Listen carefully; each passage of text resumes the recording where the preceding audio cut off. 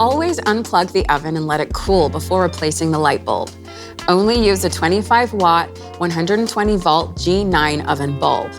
First, remove the wire rack from the oven before replacing the light.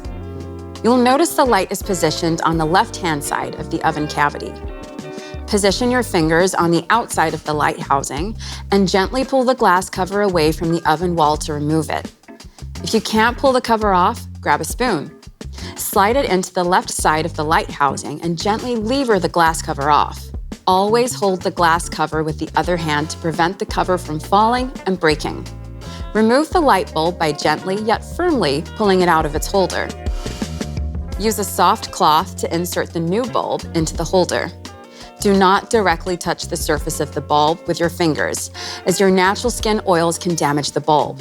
Reattach the glass cover by aligning the metal hook with the left-hand side of the light housing.